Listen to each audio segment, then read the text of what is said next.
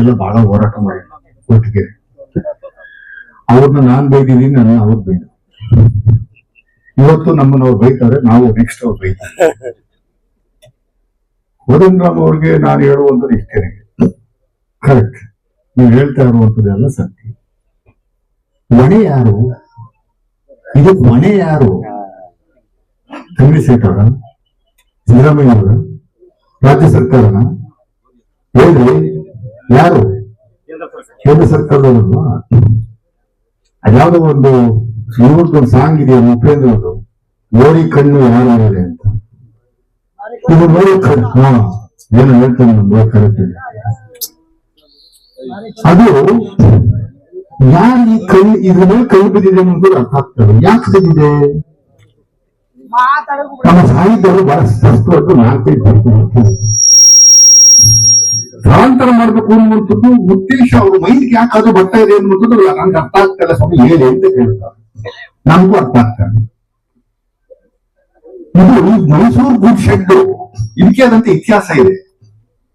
ಇದು ಶುರುವಾಗಿದ್ದು 1876ನೇ ಇಸ್ವಿನಲ್ಲಿ ಅಡಿಗೇರಿದ್ದು ಟಿಪ್ಪು ಸುಲ್ತಾನ್ ಅವರು. ಅದು ಮುಂದಕ್ಕೆ ತಗೊಂಡೋಗಿದ್ದು ಕೃಷ್ಣರಾಜ ಒಡೆಯರ್ 3 1890ನೇ ಇಸ್ವಿ, 1882ರಲ್ಲಿ. 1882 ಇವತ್ತಿಗೆ 144 ವರ್ಷ ಆಯಿತು. ಮೈಸೂರು ಗೂಡ್ ಶೆಡ್ ಇತಿಹಾಸ ಇದೆ.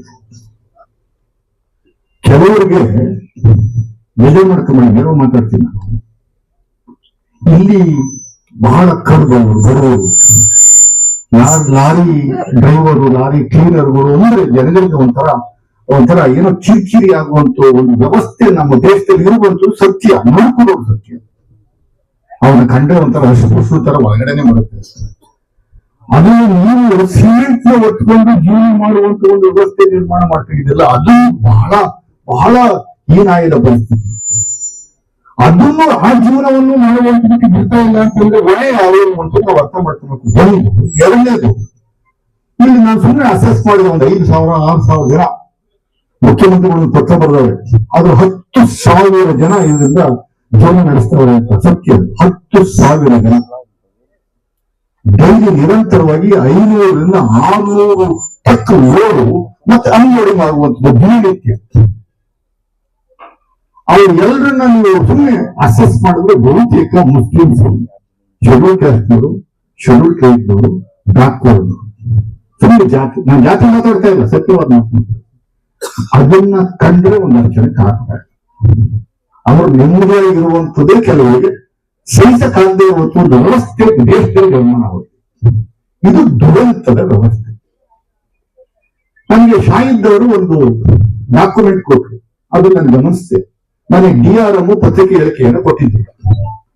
1 ವರ್ಷಕ್ಕೆ ಬರೀ goods freight charge, freight transportation ಇಂದ, ರೈಲ್ವೆ ಟ್ರಾನ್ಸ್ಪೋರ್ಟೇಷನ್ ಗೂಡ್ಸ್ ನ ಟ್ರಾನ್ಸ್ಪೋರ್ಟ್ ಮಾಡೋದ್ರಿಂದ ಸೌತ್ ವೆಸ್ಟರ್ನ್ ರೈಲ್ವೆ ಅವರು ಸಂಪಾದನೆ ಮಾಡ್ತಾ ಇರುವಂತದ್ದು ಒಂದು ವರ್ಷಕ್ಕೆ 4,900 ಕೋಟಿ.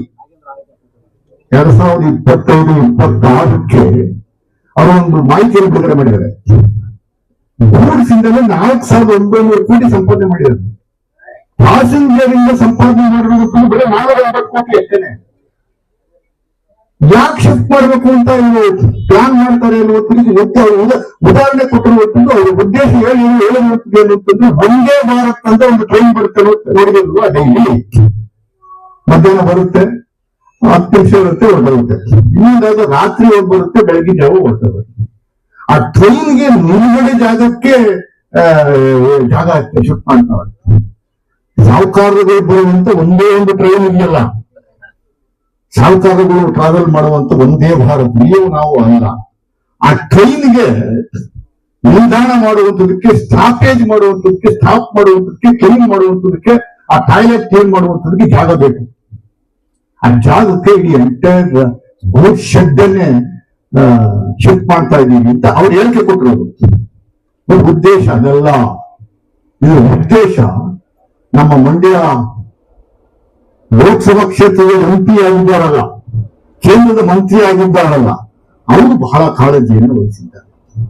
ಎಲ್ಲಿಯವರು ತಗೊಂಡು ಹೋಗ್ಬೇಕು, ಎಲ್ಲಿಯವರು ಜಾಗ ಸಿಗದೆ ಇವತ್ತು ಅಲ್ಲಿನ ವಿ ಸೋಮಣ್ಣ ರೈಲ್ವೆ ಖಾತೆ ಮಂತ್ರಿ ಅವರೆಲ್ಲ ಸೇರಿ ಜಾಗ ಇನ್ಸ್ಪೆಕ್ಷನ್ ಮಾಡಿದ್ದಾರೆ. ಅದಕ್ಕೆ ಸಪೋರ್ಟ್ ಆಗಿರುವಂತರು ಈ ಭಾಗದ MP. ನಾ ಲಾಸ್ಟ್ ಟೈಮ್ MP ಗೆಲ್ತಿದ್ದೆ, ನಮ್ಮನ್ನೆಲ್ಲ ಸೋಲಿಸ್ಬಿಟ್ರು. MP ರಾಜ ಅಂತ ಗೆಲ್ಸಿದ್ರು. ನಿಮ್ಮನ್ನೆಲ್ಲ ಒಕ್ಕಲೆಬ್ಬಿಸುವಂತ ಕೆಲಸಕ್ಕೆ ಸಪೋರ್ಟ್ ಆಗಿರುವಂತರು ಅವರು ಇನ್ಸ್ಪೆಕ್ಷನ್ ಹೋಗಿ ನೀಡುವಂತ. ಮತ್ತೆ ರಾಜಕೀಯ ಮಾತಾಡ್ತಾರೆ, ಸತ್ಯ ಹೇಳ್ತಾ ಇದ್ದೀನಿ, ಪೂರ್ವಗ್ರಾಮ ಹೇಳ್ಬೇಕು ಅಂತ ಹೇಳ್ತಾ ಇದ್ದೀನಿ. MP ಅವರೇ ಸಂಕಲ್ಪ ಮಾಡಿ ನಿಂತಿದ್ದಾರೆ ಇವಾಗ ಶಿಫ್ಟ್ ಮಾಡಿ. ಇಲ್ಲಿಂದ ಶಿಫ್ಟ್ ಮಾಡೋದ್ರಿಂದ ಏನ್ ಅನಾನುಕೂಲತೆ ಅಂದ್ರೆ ಡೈಲಿ ದಿನನಿತ್ಯ ಸಾವಿರಾರು ಟನ್ ಅಕ್ಕಿ ಬರುತ್ತೆ, ಸಾವಿರಾರು ಟನ್ ಬೇಳೆ ಬರುತ್ತೆ, ಗೋಧಿ ಬರುತ್ತೆ, ರಾಗಿ ಬರುತ್ತೆ. ಎಲ್ಲವೂ ಇಲ್ಲಿ ಬಂದು ಇಲ್ಲಿಂದ ಡಿಸ್ಟ್ರಿಬ್ಯೂಟ್ ಆಗುತ್ತೆ. 10 ಜಿಲ್ಲೆಗಳಿಗೆ ಡಿಸ್ಟ್ರಿಬ್ಯೂಟ್ ಆಗುತ್ತೆ. ಅಕಸ್ಮಾತ್ ಇದೇನಾದ್ರು ಪಾಂಡುಪುರಕ್ಕೂ ಎಲ್ಲರಿಗೂ ಶಿಫ್ಟ್ ಆದ್ರೆ ಈ 500, 600 ಲಾರಿಗಳು ಅಲ್ಲಿ ಹೋಗಿ ಅಲ್ಲಿಂದ ತಗೊಂಡ್ಬರ್ಬೇಕು ಮತ್ತೆ ತಿರುಗಿಗೆ. ಆಹಾ, ಎಂಥ ತಲೆ ನೋಡಿ ಕೋದಂಡಮ್ಮವ್ರೆ, ಎಂಥ ತಲೆ ನಾವು ರಾಜಕಾರಣಿಗಳಿಗೆ ಅರ್ಥ ಮಾಡ್ತೀವಿ. ಇಲ್ಲಿಂದ ಬೇರೆ ಕಡೆ ಶಿಫ್ಟ್ ಮಾಡೋದಲ್ಲಿ ಮಾಡ್ತಾ ಇದ್ದಿತ್ತು ಒಂದು ವ್ಯವಸ್ಥೆನ ಡಿಸ್ಟರ್ಬ್ ಮಾಡ್ಬಿಟ್ಟು ಎಲ್ಲೂರಿಂದ ನೀವು 800, 900 ಲಾರಿಗಳು ಕಳಿಸಿ ಅಲ್ಲಿಂದ ಮತ್ತೆ ಮೈಸೂರು ತಗೊಂಡು ಮೈಸೂರಿಂದ ಬೇರೆ ಕಡೆ ಡಿಸ್ಟ್ರಿಬ್ಯೂಟ್ ಮಾಡುವಂತ ಒಂದು ವ್ಯವಸ್ಥೆ ಅಂತೆ. ಇದೆಂತ ದೂರ ಅಂತ. ಇದಲ್ಲದೆ ರೈತರಿಗೆ ಗೊಬ್ಬರಗಳನ್ನ ಯೂರಿಯಾ ಸ್ಟಾಕ್ ಮಾಡುವಂತ ಯಾರು ಇರೋದೇ ಬಂದೆ ಬೆಂಗಳೂರು ಇಲ್ಲ, ಇದು 15 ಜಿಲ್ಲೆಗಳು ಸಪ್ಲೈ ಆಗುತ್ತೆ. ಇಲ್ಲಿ ಸ್ಟಾಕ್ ಮಾಡ್ಕೊಂಡು ಅದನ್ನು ತಗೊಂಡೋಗಿ ಶಿಫ್ಟ್ ಮಾಡುವಂತ ಕೆಲಸ ಮಾಡ್ತಾರೆ. ಇದು ದುರಂತದ ಸಂಗತಿ. ನಾನು ಮುಖ್ಯಮಂತ್ರಿ ಲಾಸ್ಟ್ ಇಯರ್ ಇದು ಐಡಿಯಾ ರೆಡಿ ಮಾಡುದು. ನಾನು ಮುಖ್ಯಮಂತ್ರಿಗಳ ಹತ್ರ 7/10/2024 ಅಶ್ವಿನಿ ವೈಷ್ಣವ್ ರೈಲ್ವೆ ಮಂತ್ರಿ ಅವರಲ್ಲ, ಕೇಂದ್ರದ ಕ್ಯಾಬಿನೆಟ್ ಮಂತ್ರಿ ಅವರಿಗೆ ಮೇಲು ಪೋಸ್ಟ್, ರಿಜಿಸ್ಟರ್ ಪೋಸ್ಟ್ ಇದೆಲ್ಲ ಮಾಡಿದ್ದಲ್ದೇನೆ ಸೋಮಣ್ಣವರು ಕಾಪಿ ಹಾಕಿದ್ವಿ, ನಮ್ಮ ವಿ ಸೋಮಣ್ಣ ಅವರು ಕಾಪಿ ಹಾಕಿದ್ವಿ. CM ಹತ್ರ ಮಾತಾಡ್ಸಿದೀನಿ ನಾನು. ವೈಷ್ಣವ್ ಇಲ್ಲ ನಾವು ಅದನ್ನ ಡ್ರಾಪ್ ಮಾಡ್ತೀವಿ ಅಂತ ಹೇಳುವವರು 2024 10ನೇ ತಿಂಗಳಲ್ಲಿ ಮತ್ತೆ ಬಂದು ಅವತ್ತಿಂದ ಸುಮ್ಮನೆ ಇದ್ಬಿಟ್ಟು 6 ತಿಂಗಳಾದ್ಮೇಲೆ ತಿರುಗಿ ಚಾಲಕರು ಅಂತ ಕೆಲಸವನ್ನು ಮಾಡಿದ್ದಾರೆ. ಅದಕ್ಕೆ ಯಾವ ರೀತಿ ಹೋರಾಟ ಮಾಡಬೇಕು ಅಂತ. ಯಾಕಂದ್ರೆ ನಿಮ್ಮ ಜೊತೆ ಸಂಪೂರ್ಣವಾಗಿ ಇದಕ್ಕಿಂತಲ್ಲ ಅವತ್ತಿಂದನು 10 ವರ್ಷಗಳಿಂದ ನಿಮ್ ಜೊತೆ ಇರುವಂತವರೇ ಕಲ್ಮಸೇವರು. ಅವ್ರು ಏನ್ ಹೇಳ್ತಾರೋ ಅದ್ರ ಪ್ರಕಾರ ನಡೆಯಬೇಕು. ಬಹಳ ದೊಡ್ಡ ಮಟ್ಟದ ಹೋರಾಟ ಆಗಬೇಕು. ನಮ್ಮ ಸಾಹಿತ್ಯದವರಿಗೆ ನಾವೇ ಬೆಂಕಿ ಹಾಕಿರ್ತೀವಿ, ಹಾಕಿ ಅಂತಾರೆ. ನಮ್ಮವರಿಗೆ ನಾವೇ ಬೆಂಕಿ ಹಾಕಿದ್ರೆ ಆಗ್ತದೆ ಅಂತಾರೆ. ಒಂದ್ ದಿವಸ ಪೇಪರ್ ನಮ್ ಜಾಗ ನಾವು ಕಾರಣಕ್ಕೂ ಬಿಟ್ಕೊಡೋದು ಬೇಡ. ಬೇಕಾದ್ರೆ ಬೆಳಿಗ್ಗೆ ಟ್ರೈನ್ಗಳನ್ನ ಬಂದ್ ಮಾಡೋಣ. ಬೆಳಿಗ್ಗೆ ಟ್ರೈನ್ಗಳು ಬೇಡ, ಜನ ಗೊತ್ತಾಗ್ದು ಯಾಕೆ ಬಂದ್ ಮಾಡ್ತಾವ್ರೆ ಅಂತ. ಟ್ರೈನ್ಗಳ ಊಟ ಮಾಡಕ್ಕೆ ಅಕ್ಕಿ ಆಗ್ಬೇಕಲ್ವಾ, ಅದಕ್ಕೆ ಏನ್ ಸಮಸ್ಯೆ ಆಗ್ತದೆ ಅಂತ ಜನರು ಹೇಳುವಂತ ಕೆಲಸವನ್ನು ಮಾಡೋದು. ಅದಕ್ಕೆ ಏನು ದಯಮಾಡಿ ಅವರ ಸಂಘಟನೆಯವರು ರೆಡಿ ಮಾಡ್ಲಿ, ಪ್ಲಾನ್ ಮಾಡ್ಲಿ, ದೊಡ್ಡ ಮಟ್ಟದ ಹೋರಾಟ ಆಗಬೇಕು. ನೀವೆಲ್ಲ ಬರಬೇಕು. ಗೊತ್ತಿಲ್ಲ ಏನಿಲ್ಲ, ಬದುಕಿಗೆ ಎಲ್ಲರೂ ಹೋಗ್ಬೇಕಾಗ್ತದೆ. ನೀವು ಟ್ರೈನ್ ಟಿಕೆಟ್ ಕೊಟ್ಟಿರ್ತಾರೆ, ಅಲ್ಲಿ ವಾಪಸ್ ಬೇಡ ಹೇಳಿದ್ರೆ ಜಾಗ ಹೊರಟು ನಾವಿರ್ತೀವಿ. ನಾನು ತಮಿಳ್ಸೇನ್ ಸಾಹೇಬರು ನೇತೃತ್ವದಲ್ಲಿ ಅವ್ರ ಮುಂಚೂಣಿ ಇರ್ತಾರೆ, ಪ್ರತಿಯೊಬ್ಬರು ಅವ್ರ ನೇತೃತ್ವದಲ್ಲಿ ನಾವೆಲ್ಲ ಇರ್ತೀವಿ. ನಾವು ಹೋರಾಟ ಮಾಡೋಣ, ಒಂದು ಮುಸ್ಲಿಂ ಕೆಲಸ ಮಾಡೋಣ. ಯಾರು ಒಮ್ಮಾರ ಮಾಡಿದಾರೆ ಅವ್ರದ್ದು ಇದೆಲ್ಲ ಹೋರಾಟ ಮಾಡಬೇಕು. ಯಾರು ಪ್ಲಾನ್ ಮಾಡ್ತಾವ್ರೆ, ಐಡಿಯಾ ಮಾಡ್ತಾವ್ರೆ ಇಲ್ಲಿ ಶಿಫ್ಟ್ ಮಾಡ್ಬೇಕಾಗಿ ಅಂತ, ಅವರ ವಿರುದ್ಧ ದೊಡ್ಡ ಮಟ್ಟದ ಹೋರಾಟ ಮಾಡಬೇಕು. ಅವರ ಪಾರ್ಟಿ ವಿರುದ್ಧ ಹೋರಾಟ ಮಾಡಬೇಕು. ಆಗ ಅವ್ರಿಗೆ ಎಚ್ಚರಿಕೆ ಆಗುತ್ತೆ. ಹೋರಾಟ ಮಾಡೋಣ. ನಮ್ಮ ಸರ್ಕಾರ ಇದೆ ಇಲ್ಲಿ, ನಾವು ಸಂಪೂರ್ಣವಾಗಿ ನಿಮ್ಗೆ ತಿಳಿಯುವಂತ ಕೆಲಸವನ್ನು ಮಾಡ್ತೀವಿ. ನೀವೇನ್ ತಲೆ ಕೆಡಿಸ್ಕೊಂಡು ಇದ್ದೀರಿ, ಮುಂದೆ ಹೇಳಿ ನಾನು ಮಾತಾಡ್ಬೋದು. ಸ್ನೇಹಿತರೆ, ವೇದಿಕೆ ಮೇಲೆ ಉಪಸ್ಥಿತರಿರುವಂತಹ ಮೈಸೂರು ಕೊಡಗು ಭಾಗದ ನಮ್ಮ ಪಕ್ಷದ ಸಂಸದರಾದಂತಹ ಎನ್ ಲಕ್ಷ್ಮಣರವರೇ, ಮೈಸೂರು ಚಾಮರಾಜನಗರ ಲಾರಿ ಮಾಲೀಕರ ಸಂಘದ ಅಧ್ಯಕ್ಷರು ಹಿರಿಯರಾದಂತಹ ಕೋದಂಡರಾಮಯ್ಯ ಅವರೇ, ಮೈಸೂರು ಗುಡ್ ಶೆಡ್ ಲಾರಿ ಮಾಲೀಕರ ಮತ್ತು ಕಾರ್ಮಿಕರ ಸಂಘದ ಕಾರ್ಯದರ್ಶಿಗಳು ಆದಂತಹ ಅಬ್ದುಲ್ ಖಾದರ್ ಶಾಹಿದ್ ರವರೇ, ಜಂಟಿ ಕಾರ್ಯದರ್ಶಿಗಳಾದಂತಹ ಮುರುಗೇಶ್ ರವರೇ, ನಮ್ಮ ಲೋಡರ್ಸ್ ಅಸೋಸಿಯೇಷನ್ ಅಧ್ಯಕ್ಷರಾದಂತಹ ಜಾವೀದ್ ರವರೇ, ಆಸಿಫ್ ರವರೇ, ಇಲ್ಲಿ ನೆರೆದಂತಹ ಎಲ್ಲ ಹಿರಿಯರ ಸ್ನೇಹಿತರೆ, ವಿಷಯ ಈಗಾಗಲೇ ಎಲ್ಲರೂ ಮಾತಾಡಿದ್ದಾರೆ. ನಮ್ಮ ಮೇಲೆ ದಬ್ಬಾಳಿಕೆ ಆಗುವಂಥದ್ದು ಇದು ಅಷ್ಟೇನಲ್ಲ. ಬಹಳ ಹಿಂದೆಯಿಂದನೂ ಗುಡ್ ಶೆಡ್ ಮೈಸೂರು MNGTಗೆ ಸಾಕಷ್ಟು ಜನರ ಕಣ್ಣು ಸಮಸ್ಯೆಗಳನ್ನೇ ಸೃಷ್ಟಿ ಮಾಡುವಂತಹ ಸಂಖ್ಯೆ ನಾವು ಅನ್ಕೊಂಡಕ್ಕಿಂತಲೂ ಜಾಸ್ತಿ ಇದೆ. ಆದ್ರೆ ಶ್ರಮಜೀವಿಗಳಾಗಿರುವಂತಹ ನಿಮ್ಮ ಪರಿಶ್ರಮ ಮತ್ತು ನಿಮ್ಮ ಹೋರಾಟ ಪ್ರತಿ ಸಂದರ್ಭದಲ್ಲೂ ನಿಮಗೆ ಜಯ ಸಿಕ್ಕಿದೆ. ಈಗಲೂ ಅಷ್ಟೇ ನಾವು ಆತುರದ ನಿರ್ಧಾರಗಳು ತಗೊಳ್ಳುವಂಥದ್ದು ಬೇಡ. ಅತ್ಯಂತ ಸುಲಭವಾಗಿ ನಾವು ನಾಳೆಯಿಂದಾನೇ ಮುಷ್ಕರ ಮಾಡ್ತೀವಿ, ಬರುವಂತ ವ್ಯಾಗನ್ಗಳನ್ನ ಖಾಲಿ ಮಾಡಲ್ಲ ಅನ್ನೋದು ಏನಾದ್ರೂ ತೀರ್ಮಾನ ತಗೊಳಂಗಿದ್ರೆ ನಮಗೇನು ಲಾಭ ಆಗಲ್ಲ, ರೈಲ್ವೆಗೂ ನಷ್ಟ ಆಗಲ್ಲ. ಯಾಕಂದ್ರೆ ಹಿಂದೆ ನಾವು ನೋಡಿದ್ದೇವೆ, ನಾವು ಎಂತೆಂತ ಹೋರಾಟಗಳು ಮಾಡಿದಂತಹ ಸಂದರ್ಭದಲ್ಲಿ ಮಂಡ್ಯ ಮತ್ತು ನಂಜನಗೂಡು ಈ ಭಾಗಕ್ಕೆ ವ್ಯಾಗನ್ಗಳನ್ನ ಶಿಫ್ಟ್ ಮಾಡಿ ಅಲ್ಲಿ ಅನ್ಲೋಡ್ ಮಾಡಿದ್ದು ನೋಡಿದ್ದೇವೆ. ಖಾಸಗಿ ವ್ಯಕ್ತಿಗಳನ್ನ ಕರ್ಕೊಂಡು ಬಂದು ಕಿಲೋಮೀಟರ್ ಗಟ್ಲೆ ಗೋಡನ್ ಅನ್ನ ಕಟ್ಟಿ ಏನೇನ್ ಮಾಡ್ಬೇಕು ಅನ್ನೋದೆಲ್ಲ ವ್ಯವಸ್ಥೆ ಹಿಂದೆಯಿಂದಾನು ಮಾಡ್ಕೊಂಡ್ ಬಂದಿದ್ದಾರೆ. ಆದ್ರೆ ಇವತ್ತು ನಾನು ಹೇಳುವಂತದ್ದು, ಇವತ್ತು DRM ಒಂದು ಸ್ಟೇಟ್ಮೆಂಟ್ ಕೊಟ್ಟಿದ್ದಾರೆ. ಹಿಂದೆ ರೈಲ್ವೆ ಇಲಾಖೆ ಒಂದು ತೀರ್ಮಾನ ತಗೊಂಡಿತ್ತು.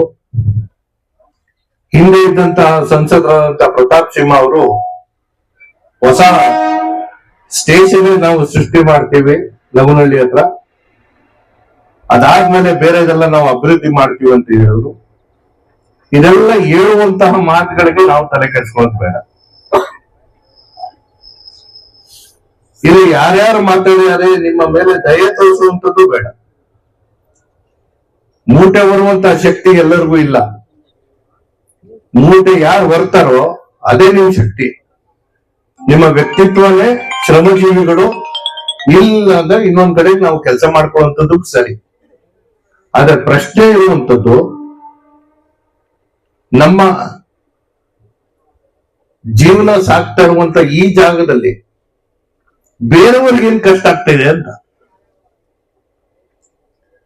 ಸುಲಭವಾಗಿ ಇಲ್ಲಿಂದ ಅವರು ಬೇರೆ ಕಡೆಗೆ ಸ್ಥಳಾಂತರ ಮಾಡ್ತಾರೆ ಅಂತ ಹೇಳಿದಾಗ ಈಗಲೇ ಜಾತಿ ವ್ಯವಸ್ಥೆ ಎಷ್ಟು ಮಟ್ಟಿಗೆ ಬೆಳೆದಿದೆ, ಭಾಷೆಯ ವ್ಯವಸ್ಥೆ ಎಷ್ಟು ಮಟ್ಟಿಗೆ ಬೆಳೆದಿದೆ, ರಾಜಕೀಯವಾದಂತಹ ಪಕ್ಷದ ವ್ಯವಸ್ಥೆ ಎಷ್ಟು ಮಟ್ಟಿಗೆ ಬೆಳೆದಿದೆ. ದ್ವೇಷ ಮಾಡುವಂತವ್ರು ಪ್ರಾಂತ್ಯದ ಮೇಲೆ ಎತ್ ಕಟ್ಬಿಟ್ರೆ ಇಲ್ಲಿ ಮೈಸೂರವರು ಅಲ್ಲಿ ಹೋಗಿ ಕೆಲಸನೂ ಮಾಡಕ್ಕಾಗಲ್ಲ.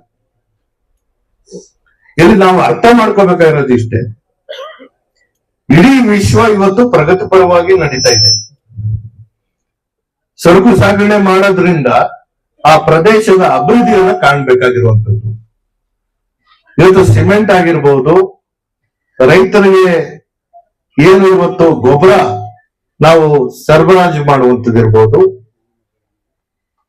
1,21,00,000 ಕುಟುಂಬಗಳಿಗೆ ಪಡಿತರ ಚೀಟಿಯ ವ್ಯವಸ್ಥೆಯಲ್ಲಿ ಅಕ್ಕಿಯನ್ನ ವಿತರಣೆ ಮಾಡುವಂತದ್ದು ಕೂಡ ಆ ಕೆಲಸ ಕೂಡ ಇಲ್ಲೇ ಮಾಡ್ತಾ ಇದ್ವಿ. ನಾನು ಹಿಂದೆ ಒಂದ್ಸತಿ DRM ಸಭೆ ಮಾಡಿದಂತಹ ಸಂದರ್ಭದಲ್ಲಿ ನಾನು ಹೇಳಿದ್ದೆ, ಮೈಸೂರು ಗೂಡ್ ಶೆಡ್ ನಲ್ಲಿ ಆಗ್ತಾ ಇರುವಂತದ್ದು ಸರ್ಕಾರದೇ ಕೆಲಸ. ನೀವು ನಮ್ಮ ಲೋಡರ್ಸ್ ಮತ್ತು ಲಾರಿ ಚಾಲಕರನ್ನ ನೀವು ಸರ್ಕಾರಿ ನೌಕರರಂತ ಪರಿಗಣಿಸಿ ಅವ್ರಷ್ಟೇ ನೀವು ನಿಲ್ಬೇಕಾಗಿರೋದು ಅಂತ ಹೇಳಿದರು. ಸರ್ಕಾರದ ಪರ ಕೆಲಸ ಮಾಡ್ತಾ ಇರುವಂತದ್ದು, ಬಂದಂತಹ ವ್ಯಾಗಿನ್ ಆ ಕ್ಷಣದಲ್ಲೇ ಖಾಲಿಯಾಗಿ ಜಾಗ ಮಾಡಿಕೊಟ್ಟು ಬೇರೆ ವ್ಯಾಗಿನ್ ಬರೋದಕ್ಕೆ ನೀವು ಅವಕಾಶ ಮಾಡಿಕೊಡ್ತೀರಾ. ಇವತ್ತು ಏನು ಬೆಂಗಳೂರು ಮೈಸೂರು ಬ್ರಾಡ್ಗೇಜ್ ಆದ್ಮೇಲೆ ಡೆಡಿಕೇಟೆಡ್ 2 ಲೈನ್ ನಾವು ಯಾವುದಕ್ಕೂ ಕೈ ಹಾಕಲ್ಲ. ಉಳಿದಂತೆ ನಮ್ಮ ಹತ್ರ ಇನ್ನೂ 6 ಲೈನ್ ಇದೆ. ಈಗ ಶಾಹಿದ್ ಅವ್ರು ಹೇಳಿದಂಗೆ ನಮ್ಗೆ 2 ಲೈನ್ ಇಟ್ರೆ ಸಾಕು, ನಾವು ನಮ್ ಕೆಲಸ ಮಾಡ್ಕೋತೀವಿ ಅಂತ. ಸಮಸ್ಯೆ ಮಾಡುವಂತವ್ರಿಗೆ ಕೇವಲ ನೆಪ ಬೇಕಾಗಿರುವಂತದ್ದು. ಇದನ್ನ ಬಗೆಹರಿಸ್ತೀನಿ ಅಂತ ಹೇಳದಂತಹ ಸಂದರ್ಭದಲ್ಲಿ ಇದು ನಿನ್ನೆ ಮೊನ್ನೆ ಸೃಷ್ಟಿಯಾಗಿರುವಂತದ್ದಲ್ಲ. 1882ರಲ್ಲಿ ಬ್ರಿಟಿಷರ ಕಾಲದಲ್ಲಿ ಮೈಸೂರು ಮಹಾರಾಜರು ಈ ಸರಕು ಸಾಗಣೆ ಮಾಡುವಂತ ವ್ಯವಸ್ಥೆಗೆ MNGT ಸೃಷ್ಟಿ ಮಾಡಿದ್ದು. ಆವತ್ತಿಂದ ಇಲ್ಲಿವರೆಗೂ ನಿರಂತರವಾಗಿ ನಡ್ಕೊಂಡ್ ಬಂದಿದೆ. ಹಿಂದೆ ಇತ್ತು, ಅನುಕೂಲ ಮಾಡಿಕೊಡುವಂತದಕ್ಕೆ ಅವ್ರು ತಳ್ದಂಗೆ ನಾವು ಮುಂದಕ್ಕೆ ಬಂದ್ವಿ. ಇವತ್ತು ಇಲ್ಲಿ ಬಂದ ಮೇಲೆನೂ ಕೂಡ ನೀವು ಮಾಡುವಂತಹ ನಿಮ್ಮ ಸೇವೆಗೆ ಪರಿಗಣಿಸಿ ನಿಮ್ಗೆ ಸೌಕರ್ಯಗಳನ್ನ ಕೊಡ್ಬೇಕಾಗಿದ್ದಂಥದ್ದು ರೈಲ್ವೆ ಅವರು. ನಮ್ಮ ಕೂಲಿ ಮಾಡುವಂತವ್ರಿಗೆ ಒಂದು ಲೋಟ ನೀರು ಸಿಕ್ಕುವಂತ ವ್ಯವಸ್ಥೆ ಇಲ್ಲ. ಆದ್ರೂ ಕೂಡ ನಾವು ಈ ಭಾಗದಲ್ಲಿ ಏನಾದ್ರೂ ಒಂದು ಅನುಕೂಲ ಮಾಡಿಕೊಡ್ಬೇಕು. ಲಾರಿ ಜನವಸತಿ ಇರುವಂತ ಭಾಗಕ್ಕೆ ಹೋಗಕ್ಕಾಗಲ್ಲ, ಅಲ್ಲಿ ಹೋದಾಗ ಜನ ಗಲಾಟೆ ಮಾಡ್ತಾರೆ, ಲಾರಿ ಎಲ್ಲೂ ನಿಲ್ಸ್ಕೊಳಕ್ಕಾಗಲ್ಲ. ಯಾಕಂದ್ರೆ ಇದು ಸೇವೆ ಮಾಡುವಂಥದ್ದು. ಇವತ್ತು ಒಂದನ್ನ ಅರ್ಥ ಮಾಡ್ಕೋಬೇಕಾಗುತ್ತೆ, ನಿರಂತರವಾಗಿ ಕೇಂದ್ರ ಸರ್ಕಾರ ಬಡವರ ಹೊಟ್ಟೆಪಾಡ ಮೇಲೆ ಯಾವ ರೀತಿಯ ದಾಳಿ ಮಾಡ್ತಾ ಇದೆ ಅಂತ. 15 ವರ್ಷದ ಮೇಲ್ಪಟ್ಟ ವಾಹನಗಳು ಇವತ್ತು ರಸ್ತೆಗಿಳಿಯಂಗಿಲ್ಲ. ಕಷ್ಟಪಡ್ತಾ ಇರುವಂತ ಈ ನಿಮ್ಮ ಜೀವನಕ್ಕೆ ಉಪಯೋಗ ಆಗ್ತಾ ಇರುವಂತಹ ನಿಮ್ಮ ಲಾರಿಗಳು 15 ವರ್ಷ ಆದ ತಕ್ಷಣ ನೀವು ಗುಜರಿಗೆ ಹಾಕ್ಬಿಡಿ ಅಂತಾರೆ. ಅದಕ್ಕೆ ಪರವಾಗಿ ಏನ್ ವ್ಯವಸ್ಥೆ ಕೊಡ್ಬೇಕು? ನಾನು ಅವತ್ತು ಕೇಂದ್ರ ಸರ್ಕಾರಕ್ಕೆ ಬರೆದಿದ್ದೆ, ನೀವು ಸಬ್ಸಿಡಿ ಕೊಡುವಂತ ಕೆಲಸ ಮಾಡಿದಾಗ ನಮ್ಮ ಚಾಲಕರು ಈ ಲಾರಿಗಳನ್ನ ಬಿಟ್ಟು ಹೊಸ ಲಾರಿಗಳನ್ನ ತಗೋತಾರೆ ಅಂತ. ಯಾವುದೇ ಉತ್ತರ ಬಂದಿಲ್ಲ. ಇವತ್ತು ನಮ್ಮ ಕಷ್ಟ ಇರುವಂತದ್ದು ಏನು? ಇವತ್ತು ದುಡ್ದಿದ್ದು ಇವತ್ತೇ ನಾವು ಅದನ್ನ ಖರ್ಚು ಮಾಡ್ಕೋಬೇಕು. ಉಳಿತಾಯ ಮಾಡುವಂತ ಪದ್ಧತಿ ನಾವು ಕಲ್ತಿಲ್ಲ. ಯಾಕಂದ್ರೆ ನಮ್ಮ ಶಕ್ತಿ ಇರುವಂತದ್ದು ಏನ ದುಡಿಮೆ. ನಾಳೆ ದುಡಿಮೆ ಮಾಡ್ತೀನಿ, ಮತ್ತೆ ನಾನು ಹೊಟ್ಟೆ ಸಾಕೊಳ್ಳುವಂತ ಶಕ್ತಿ ನನ್ಗಿದೆ ಅಂತ ಹೇಳುವಂತಹ ಪ್ರಯತ್ನ ನಮ್ಮೆಲ್ಲಾ ಕಾರ್ಮಿಕ ವರ್ಗದಲ್ಲಿರುವಂತದ್ದು. ಶ್ರೀಮಂತರು ಅವ್ರು ಏನೇ ಸಂಪಾದನೆ ಅವ್ರು ತಿನ್ನೋದಷ್ಟೇ, ಆದ್ರೆ ಅವ್ರಿಗೆ ಇನ್ನೂ ಬದುಕುವ ಆಸೆ ಅವರು ಕೂಡಿಸಿರ್ತಾರೆ. ನಮ್ಮ ಕೂಲಿ ಕಾರ್ಮಿಕರು ಇವತ್ತು ದುಡಿದಿದ್ದು ಇವತ್ತು ನಾನು ಖರ್ಚು ಮಾಡ್ಬಿಟ್ಟು ಮನೆಗೆ ಹೋಗ್ಬೇಕು ಅನ್ನೋ ಪದ್ಧತಿ ನಮ್ಗೆ ಬಂದ್ಬಿಟ್ಟಿದೆ. ಹಾಗಾಗಿ ಇವತ್ತು ಲಾರಿ ಚಾಲಕರಾಗಿರ್ಬೋದು, ಲಾರಿ ಮಾಲೀಕರಾಗಿರ್ಬೋದು, ಅಥವಾ ನಮ್ಮ ಕೂಲಿ ಕಾರ್ಮಿಕರಾಗಿರ್ಬೋದು, ನಮ್ಮ ಭವಿಷ್ಯ ನಾವು ಯಾವ ರೀತಿ ರೂಪಿಸ್ಕೋಬೇಕು ಅನ್ನೋದನ್ನು ಕೂಡ ನಾವು ಅರ್ಥ ಮಾಡ್ಕೋಬೇಕಾಗುತ್ತೆ. ಇನ್ ಮುಂದೆ ನಾನು ಬಹುಶಃ ಒಂದೇ ಒಂದು ಮಾತು ನಾನು ಹೇಳ್ತೇನೆ, ಯಾಕಂದ್ರೆ ಎಲ್ಲರೂ ನನ್ನ ಮೇಲೆನೆ ಭಾರ ಹಾಕಿದ್ರು. ಏನ್ ಮಾಡ್ಬೇಕು ಅನ್ನೋದನ್ನ ನನ್ಗೆ ಹೇಳ್ತಾ ಇದ್ರು. ಬಹುಶಃ ಇವತ್ತಿನ ಸಭೆ ಕೇವಲ ಮುಖಂಡರು, ಮೇಸ್ತ್ರಿಗಳು, ಕೆಲವು ಮಾಲೀಕರು, ಕೆಲವು ಚಾಲಕರು ಬಂದಿದ್ದೀರ. ಎಲ್ಲರಂತೂ ಬರಕ್ಕಾಗಿಲ್ಲ, ಬೇರೆ ಬೇರೆ ಕೆಲಸಗಳಲ್ಲಿ ಇದ್ದಾರೆ. ನಾವು ದಿಢೀರಾಗಿ ಏನೇ ಒಂದು ನಿರ್ಧಾರ ತಗೊಂಡಂತಹ ಸಂದರ್ಭದಲ್ಲಿ ನಾಳೆ ಮತ್ತೆ ಅದನ್ನ ಸರಿ ಮಾಡ್ಕೋಬೇಕಾದ್ರೆ ಕಷ್ಟದ ಒಂದು ಸಂಗತಿ ಆಗುತ್ತೆ. ಜೊತೆಗೆ ಯಾವುದೇ ಸ್ಪಷ್ಟವಾದಂತ ತೀರ್ಮಾನ ಅವ್ರು ಇನ್ನೂ ತಗೊಳಕ್ ಆಗಿಲ್ಲ. ಅವ್ರ ತೀರ್ಮಾನ ತಗೊಳ್ಳದೇ ಇದ್ದಂತಹ ಸಂದರ್ಭದಲ್ಲಿ ನಾವು ಅದನ್ನ ಪ್ರತಿಭಟಿಸಬೇಕು ಅಂತ ಹೇಳಿದಾಗ ಅವರಲ್ಲಿ ಮತ್ತಷ್ಟು ಜಿದ್ದಾಜಿದ್ದಿ ಬರುವಂತ ಕೆಲಸ ಆಗುತ್ತೆ. ಲಕ್ಷ್ಮಣ್ ಅವರು, ನಾನು ನಮ್ಮ ಕೆಲಸ ಇವತ್ತಿಂದಲೇ ಪ್ರಾರಂಭ ಮಾಡಿದ್ದೇವೆ. ನಾನು DRMಗೂ ಪತ್ರ ಬರೀತೇನೆ. ಸ್ಪಷ್ಟ ರೂಪದಲ್ಲಿ ಅವರು ಇದನ್ನ ಸ್ಪಷ್ಟೀಕರಣ ಕೊಡಬೇಕು. ಅವರ ಗುರಿ ಏನು, ಅವ್ರು ಏನ್ ತೀರ್ಮಾನ ತಗೋತಾರೆ ಅನ್ನೋದನ್ನ ಅವ್ರ ಹತ್ರ ನಾನು ಪತ್ರ ವ್ಯವಹಾರ ಮಾಡ್ತೇನೆ. ತದನಂತರ 1 ವಾರಗಳ ಕಾಲ ಇವತ್ತೇನು ಇಬ್ರು ಕೇಂದ್ರ ಸಚಿವರುಗಳು ಇನ್ಸ್ಪೆಕ್ಷನ್ ಮಾಡಿ ಅವ್ರು ಏನ್ ತೀರ್ಮಾನಕ್ಕೆ ಬಂದಿದ್ದಾರೆ ಅನ್ನೋದು ಯಾರಿಗೂ ಗೊತ್ತಿಲ್ಲ.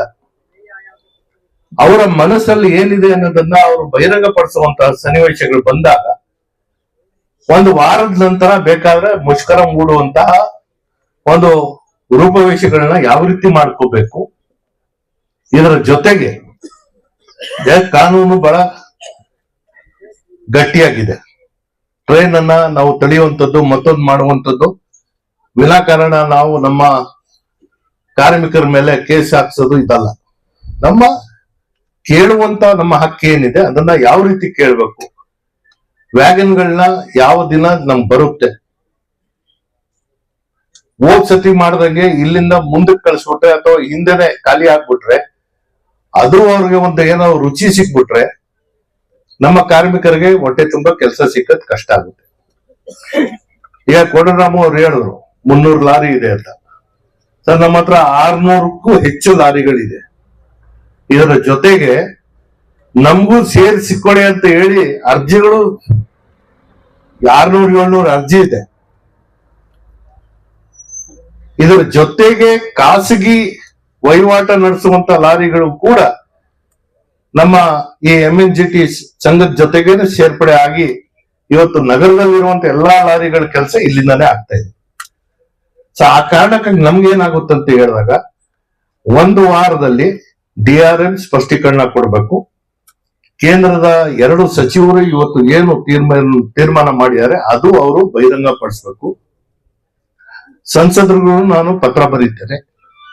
ಮಹಾರಾಜರು ಮಾಡಿರುವಂತದ್ದನ್ನ ಅದನ್ನ ಅಷ್ಟು ಸುಲಭವಾಗಿ ಸ್ಥಳಾಂತರ ಮಾಡುವಂತದಕ್ಕೆ ಅವರ ಒಪ್ಪಿಗೆ ಇದ್ರೆ ಇದಕ್ಕಿಂತ ದೊಡ್ಡ ದುರಂತ ಇನ್ಯಾವುದೂ ಇಲ್ಲ ಅಂತ ನಾನು ಬಹಳ ಸ್ಪಷ್ಟವಾಗಿ ಹೇಳ್ತೇನೆ. ಸೊ ಆ ಕಾರಣಕ್ಕಾಗಿ ಯಾವುದೇ ಸಂದರ್ಭ ಬಂದರೂ ಕೂಡ ನಿಮಗೆ ಒಂದು ಕಿಂಚಿತ್ತು ತೊಂದರೆ ಆಗದೆ ಇರುವಂತ ರೀತಿಯಲ್ಲಿ ನಡ್ಸ್ಕೋಬೇಕಾಗಿರೋದು ನಮ್ಮ ಕರ್ತವ್ಯ. ನಿಮ್ಮ ಜೊತೆ ಸದಾ ಇರ್ತೇವೆ. ಇದಕ್ಕೆ DRM ಕೇಂದ್ರ ಸಚಿವರು ಜೊತೆಗೆ ರೈಲ್ವೆ ಇಲಾಖೆಗಳು ಸ್ಪಷ್ಟೀಕರಣ ಕೊಡುವಂತಹ ಕೆಲಸಕ್ಕೆ ನಾವು ಅವರ ಮೇಲೆ ಒತ್ತಡ ಹೇರ್ತೇವೆ. ಯಾವುದೇ ಕಾರಣಕ್ಕೂ ಮೈಸೂರಿನ ಪ್ರಗತಿ ಇವತ್ತು ಏನು ಗುಡ್ ಶೆಡ್ ಇಂದ ಯಾರ್ಗ್ ಲಾಭ ಯಾರ್ಗ್ ನಷ್ಟ ಅನ್ನೋದಲ್ಲ. ಇಲ್ಲಿ ಬರೀ 300-600 ಲಾರಿ ಅಥವಾ ಒಂದು 10,000 ಜನ ಇಲ್ಲಿಂದ ಜೀವನ ನಡೆಸ್ತಾ ಇದ್ದಾರೆ ಅಂದಾಗ ಅದು ಶ್ರಮದ ಜೀವನ. ಅವ್ರ ಜೀವನಕ್ಕೆ ಯಾರು ಕೈ ಹಾಕಕ್ಕಾಗಲ್ಲ. ಆದ್ರೆ ಅದರ ಬದಲಿಗೆ ಮೈಸೂರು ಇಷ್ಟು ವೇಗವಾಗಿ ಬೆಳಿಬೇಕಾದ್ರೆ ಇಲ್ಲಿಗೆ ಬೇಕಾಗಿರುವಂತಹ ಸರಕು ಸಾಗಣೆಗಳನ್ನ ನೀವು ಸಕಾಲದಲ್ಲಿ ಖಾಲಿ ಮಾಡಿ ಅವ್ರಿಗೆ ತಲುಪಿಸುವಂತ ಕೆಲಸ ನೀವು ಏನ್ ಮಾಡ್ತಾ ಇದ್ದೀರಾ? ಮೈಸೂರಲ್ಲಿರುವಂತ ಪ್ರತಿಯೊಬ್ಬ ವರ್ತಕ ಆಗಿರ್ಬೋದು ಅಥವಾ ಗ್ರಾಹಕರಾಗಿರ್ಬೋದು ಅವ್ರಿಗೆ ಸಿಮೆಂಟ್ ಸುಲಭವಾಗಿ ಸಿಗ್ತಾ ಇದೆ, ಅವ್ರಿಗೆ ಏನು ಅಕ್ಕಿ ಪಡಿತರ ಅಕ್ಕಿ ಸಿಗ್ತಾ ಇದೆ ಅಥವಾ ರೈತರಿಗೆ ಗೊಬ್ಬರ ಸಿಗ್ತಾ ಇದೆ ಅಂತ ಹೇಳಿದಾಗ ಅದು ಇಲ್ಲಿ ನೀವು ಪಡುವಂತ ಶ್ರಮ ಅವ್ರಿಗೆ ತಲುಪ್ತಾ ಇರುವಂತದ್ದು. ಅದಿಲ್ಲಿ ಸಿಕ್ಕಿಲ್ಲ ಅಂತ ಹೇಳಿದಾಗ ಅದು ಅವ್ರ ಕಷ್ಟ ಏನಾಗುತ್ತೆ ಅನ್ನೋದು ಅವ್ರಿಗೂ ಗೊತ್ತಾಗುತ್ತೆ. ಸೊ ಇವತ್ತು ನಾನು ಕರೆ ಕೊಡುವಂತದ್ದು ನಮ್ಮ ಈ ಹೋರಾಟ ನಮಗಾಗಿ ಅಲ್ಲ, ನಗರದ ಪೂರಕ ಅಭಿವೃದ್ಧಿಗೆ ಇವತ್ತೇನು ಇವರ ತೀರ್ಮಾನ ಮಾರಕವಾಗಿದೆ ಅದರ ವಿರುದ್ಧ ನಾವು ಪ್ರತಿಭಟನೆ ಮಾಡುವಂತಹ ಸನ್ನಿವೇಶ ಬಂದಾಗ ಖಂಡಿತವೂ ನಾವು ಮಾಡ್ತೀವಿ. ಆದ್ರೆ 1 ವಾರಗಳ ಕಾಲ ನೀವು ಇದನ್ನ ಯಾವುದೇ ರೀತಿಯಲ್ಲೂ ತೀರ್ಮಾನ ತಗೋಬೇಡಿ. ನಿರಂತರವಾಗಿ ನಿಮ್ಮ ಜೊತೆಗೆ ನಾವು ಸಂಪರ್ಕದಲ್ಲಿರ್ತೀವಿ. ಸ್ಪಷ್ಟೀಕರಣ ಅವ್ರು ಕೊಟ್ರೆ ಮಾತ್ರ ನಾವು ಮುಂಸಾಗೋಣ. ಇಲ್ಲ ಅಂದ್ರೆ ನಾವು ಯಾವ ರೀತಿಯಲ್ಲಿ ಮಾಡ್ಬೇಕು ಅನ್ನೋದನ್ನ ತೀರ್ಮಾನ ಮಾಡಿ ಅದು ಕೇವಲ ಗುಡ್ ಶೆಡ್ ಮಾತ್ರ ಸೀಮಿತ ಆಗ್ಬಾರ್ದು. ಸಾರ್ವಜನಿಕರಿಗೆ ಅನುಕೂಲ ಮಾಡಿಸುವಂತ ಕೆಲಸನೂ ಇಲ್ಲಿಂದ ಆಗ್ತಾ ಇರುವಂತದ್ದು. ಇವತ್ತು ಸಿಮೆಂಟ್ ವರ್ತಕರು ಎಷ್ಟು ಜನ ಇದ್ದಾರೆ, ಎಷ್ಟು ಜನ ಬಿಲ್ಡಿಂಗ್ ಗಳು ಕಟ್ತಾ ಇದ್ದಾರೆ, ಎಷ್ಟು ಜನ ಸಿಮೆಂಟ್ ಉಪಯೋಗಿಸ್ತಾ ಇದ್ದಾರೆ. ನಾಳೆ ಇಲ್ಲಿ ತೊಂದರೆ ಆದಾಗ ಅಥವಾ ಇವರು ಏನಿವತ್ತು ಯೋಚನೆ ಮಾಡ್ತಾ ಇದಾರೆ ಅಲ್ಲಿಂದ ಬರ್ಬೇಕು ಇನ್ನೊಂದು 20-20 ರೂಪಾಯಿ ಜಾಸ್ತಿ ಆಗುತ್ತೆ. ಬೆಲೆ ಏರಿಕೆ ಈಗಲೇ ಗಗನಕ್ಕೆ ಮುಟ್ತಾ ಇದೆ. ಇನ್ನೂ ಜಾಸ್ತಿ ಮಾಡ್ಕೊಂಡು ಕೂತ್ಕೊಳ್ಳೋದಲ್ಲ. ನಮ್ಮ ಹೊಟ್ಟೆಪಾಡಿಗೆ ಕೈ ಹಾಕ್ದಂತವ್ರಿಗೆ ನಾವು ತಕ್ಕ ಪಾಠ ಕಲಿಸುವಂತ ಕೆಲಸ ಮಾಡೋಣ. ಹಾಗಾಗಿ ಆ ತರದ ನಿರ್ಧಾರಗಳು ಬೇಡ. ನಿಮ್ಮ ಜೊತೆ ಹಿಂದೆನೂ ಇದ್ವಿ, ಮುಂದೆನೂ ಇದ್ವಿ, ಸದಾ ನಿಮ್ಮ ಜೊತೆ ಇರುವಂತ ಕೆಲಸ ನಾವು ಮಾಡ್ತೇವೆ. ಆದ್ರೆ ನಾವು ತಗೊಳ್ಳುವಂತ ನಿರ್ಧಾರಗಳು ಕಾರ್ಮಿಕ ವರ್ಗಕ್ಕೆ, ಚಾಲಕರಿಗೆ ಮತ್ತೆ ಮಾಲೀಕರಿಗೆ ಯಾರಿಗೂ ತೊಂದರೆ ಆಗದೆ ಇರುವಂತ ರೀತಿಯಲ್ಲಿ ನಡ್ಕೋತೀವಿ. ಇದನ್ನ ಮಾಡುವಂತದಕ್ಕೆ ಒಂದು ತೀರ್ಮಾನ ತಗೊಳಕ್ಕೆ ನಮ್ಮ ಲಕ್ಷ್ಮಣ್ ಅವರು ಇದ್ದಾರೆ, ಜಾವೀದ್ ಅವರು ಇದ್ದಾರೆ, ಶಾಹಿದ್ ಅವರು ಇದ್ದಾರೆ, ನಮ್ಮ ಕೋಡಂರಾಮ್ ಅವರು ಇದ್ದಾರೆ. ಒಂದು ನಾಯಕರುಗಳು ಕುಂತು ನಾವೆಲ್ಲ ಕುಂತು ಒಂದು ತೀರ್ಮಾನ ತಗೊಳ್ಳೋದು. ತಗೊಂಡಿದ್ಮೇಲೆ ನಾವು ಎಲ್ಲರ ಬೆಂಬಲವನ್ನು ಕೇಳಿ ನಾವು ಯಾವ ರೀತಿ ಕೆಲಸ ಮಾಡ್ಬೇಕು ಮಾಡೋಣ. ಅದು ಮಾಡುವಂತ ಸಂದರ್ಭದಲ್ಲಿ ಯಾವ ರೀತಿಯಲ್ಲಿ ಮುಂದೆ ಯಾಕಂದ್ರೆ ಸಾರ್ವಜನಿಕರಿಗೂ ನಿಮ್ಮ ನೋವು ಅರ್ಥ ಮಾಡುವಂತ ಕೆಲಸ ಮಾಡಿಕೊಡ್ಬೇಕು. ಇಲ್ಲಿ ಅಧಿಕಾರದಲ್ಲಿರುವಂತಹ ರೈಲ್ವೆ ಅಧಿಕಾರಿಗಳಾಗಿರ್ಬೋದು, ಆ ಇಲಾಖೆಗೂ ಬಿಸಿ ಮುಟ್ಟಿಸುವಂತ ಕೆಲಸ ಮಾಡ್ಬೇಕಾಗುತ್ತೆ. ಇದು ಯಾಕಂದ್ರೆ ಹೊಟ್ಟೆ ಪಾಡಕ್ ಬಂದಂತಹ ಸಂದರ್ಭದಲ್ಲಿ ಏನ್ ಬೇಕಾದ್ರೂ ಮಾಡಕ್ಕೆ ನಮಗದು ನಮ್ಮ ಆ ಹೊಟ್ಟೆ ಹಸು ಏನ್ ಬೇಕಾದ್ರೂ ಮಾಡಿಸುತ್ತೆ ನಮ್ಮ ಕೈನಲ್ಲಿ. ಆ ಕಾರಣಕ್ಕಾಗಿ ಆ ವಿಕೋಪಕ್ಕೆ ಹೋಗದೆ ಇರುವಂತ ಪರಿಸ್ಥಿತಿ ಬರ್ದೇ ಇರ್ಲಿ ಅಂತ ನಾನು ಪ್ರಯತ್ನ ಮಾಡ್ತೇನೆ. ಮಾನ್ಯ ಮುಖ್ಯಮಂತ್ರಿಗಳು ಈಗಾಗಲೇ ಕೇಂದ್ರ ಸರ್ಕಾರಕ್ಕೆ ಪತ್ರ ಬರೆದಿರುವಂತದ್ದು ಲಕ್ಷ್ಮಣ್ ಅವರು ತೋರಿಸಿದ್ರು. ಮತ್ತೊಮ್ಮೆ ಅದನ್ನ ಯಾವ ರೀತಿ ನಾವು ಕೇಂದ್ರ ರೈಲ್ವೆ ಸಚಿವರಿಗೆ ಸಂಪರ್ಕ ಬೆಳೆಸಬೇಕು ಅದು ಮಾಡ್ತೇವೆ. ಇಲ್ಲಿ DRM ಏನು ಒಂದು ಹೇಳಿಕೆ ಕೊಟ್ಟಿದ್ರು, 2 ಒಂದೇ ಭಾರತ್ ಟ್ರೈನ್ಗಳನ್ನ ನಿಲುಗಡೆ ಮತ್ತು ಸ್ವಚ್ಛತೆ ಮಾಡುವಂತದಕ್ಕೆ 4,900 ಕೋಟಿ ಆದಾಯನ ಬೀಳ್ತಾರೆ ಅಂತ ಹೇಳಿದ್ರೆ ಅವರು ವ್ಯಾಪಾರಸ್ಥಲ್ಲ, ಮೂರ್ಖರು ಅಂತ ನಾವ್ ಹೇಳ್ಬೇಕಾಗುತ್ತೆ. 4,900 ಕೋಟಿ ಆದಾಯ ಬರುವಂತದ್ದು, ಅದರಿಂದ 16,000 ಜನ ಅವರ ಜೀವನ ಸಾಗಿಸ್ತಾ ಇರುವಂತದ್ದು, ಅದನ್ನ ಇವರು ತಳ್ಳಾಕಿ 2 ಗಾಡಿ ಮಾತ್ರ ಇಲ್ಲಿ ನಿಲ್ಸ್ಕೊಂಡು ಸ್ವಚ್ಛತೆ ಮಾಡ್ತೀನಿ ಅಂತ ಹೇಳಿದಾಗ ಅದು ಬಹುಶಃ ಅವ್ರಿಗೆ ತಲೆನಲ್ಲಿ ಏನಿದೆ ಅಂತ ನಾವಾದ್ರೂ ಹೇಳಕ್ಕಾಗಲ್ಲ. ಅವ್ರ ಪತ್ರಿಕಾಗೋಷ್ಠಿಯಲ್ಲೇ ಹೇಳಿದಾರೆ ಅಣ್ಣ, ಚಿನ್ನದ ಮೊಟ್ಟೆ ಕೊಡುವಂತ ಕೋಳಿ ಇದು. ಪತ್ರಿಕಾಗೋಷ್ಠಿಯಲ್ಲೇ ಹೇಳಿದಾರೆ ಅವರೇ. ಯಾವ್ದು? MNGT ಅದು ಹೇಳ್ತಾರೆ ಅಷ್ಟೇ. ಚಿನ್ನದ ಮೊಟ್ಟೆ ಕೊಡುವಂತ ಕೋಳಿ ಒಂದೇ ಸತಿ ಕೂತ್ಬಿಟ್ರೆ ಏನು ಸಿಕ್ಕಲ್ಲ. ಆ ಕಾರಣಕ್ಕಾಗಿ ನಿಮ್ಮ ಶಕ್ತಿ, ನಿಮ್ಮ ಶ್ರಮ, ಯಾರ ವಿಶ್ವಾಸ, ಯಾರ ಭರವಸೆ ಮೇಲೆ ನೀವು ನಿಮ್ ಜೀವನ ಸಾಗಿಸ್ತಾ ಇಲ್ಲ. ನಿಮ್ಮ ಶ್ರಮ, ನಿಮ್ಮ ಶಕ್ತಿ ಏನಿದೆ, ನೀವು ಕೂಲಿ ಮಾಡ್ತಾ ಇರುವಂತದ್ದು ನಿಮ್ಮ ಅದು ಶಕ್ತಿ. ಹಾಗಾಗಿ ನಿಮ್ಮ ಶಕ್ತಿಯನ್ನ ಈ ನಗರ ಮತ್ತು ಈ ರಾಜ್ಯವನ್ನು ಬೆಳೆಸುವಂತದಕ್ಕೆ ನಾವು ಬಳಸ್ಕೋಬೇಕು ವಿನಾ ಈ ರೀತಿಯಲ್ಲಿ ನಾವು ವಿನಾಕಾರಣ ನಿಮ್ಗೆ ತೊಂದರೆ ಕೊಟ್ಟು ಯಾರಿಗೂ ಲಾಭ ಆಗುವಂತದಲ್ಲ. ಆ ಕೆಲ್ಸಕ್ಕೆ ಮಾನ್ಯ ಸಂಸದರಿಗೂ ಇದೇ ವೇದಿಕೆಯಿಂದ ನಾನು ಹೇಳ್ತೇನೆ, ಸ್ಪಷ್ಟೀಕರಣ ಕೊಡ್ಬೇಕಾಗುತ್ತೆ ಅವ್ರು. ಯಾಕಂದ್ರೆ ಅವರು ಚುನಾಯಿತ ಪ್ರತಿನಿಧಿಗಳಾಗಿದ್ದಾರೆ, ಅವ್ರಿಗೂ ಒಂದು ದೊಡ್ಡ ಜವಾಬ್ದಾರಿ ಇದೆ. ಊರೆಲ್ಲ ಸುತ್ತಾ ಇದ್ದಾರೆ, ಸಂತೋಷ ನನ್ಗೂನು. ಅವ್ರ ಚುನಾವಣೆ ಆದ್ಮೇಲೆ, ಸಂಸದರಾದ್ಮೇಲೆ ಎಲ್ಲ ಕಡೆ ಬರುವಂತ ಕೆಲಸ ಮಾಡ್ತಾರೆ, ನಾವು ಸ್ವಾಗತ ಮಾಡ್ತೀವಿ. ಆದ್ರೆ ನಿಜವಾದ ಶ್ರಮ ಎಲ್ಲಿದೆ ಅನ್ನೋದನ್ನ ಆ ಭಾಗಕ್ಕೂ ಬರಬೇಕು. ಇವಳ ಹೊಟ್ಟೆ ಪಾಡ್ನ ಹೊಡೆದು ನೀವು ಯಾವ ರೀತಿಯ ಅರಮನೆ ಕಟ್ತೀರ ಅಂತ ನಾವು ನೋಡ್ತೀವಿ. ಅದನ್ನ ಬಹಳ ಸ್ಪಷ್ಟವಾಗಿ ಅವ್ರಿಗೂ ನಾನು ಸವಾಲು ಈ ವೇದಿಕೆಗೆ ಹಾಕ್ತೇನೆ. ಜೊತೆಗೆ ರೈಲ್ವೆ ಇಲಾಖೆಯವರು ಸ್ಪಷ್ಟವಾಗಿ 1 ವಾರದ ಗಡುವನ್ನ ಕೂಡ ಅವರು ಸ್ಪಷ್ಟೀಕರಣ ಕೊಡ್ಲೇಬೇಕು. ಅದು ಇಲ್ಲ ಅಂತ ಹೇಳಿದಾಗ ನಮ್ಮ ಹೋರಾಟದ ಸ್ವರೂಪ ಯಾವ ರೀತಿ ಇರಬೇಕು ಅನ್ನೋದನ್ನ ನಾವು ತೀರ್ಮಾನ ಮಾಡೋಣ.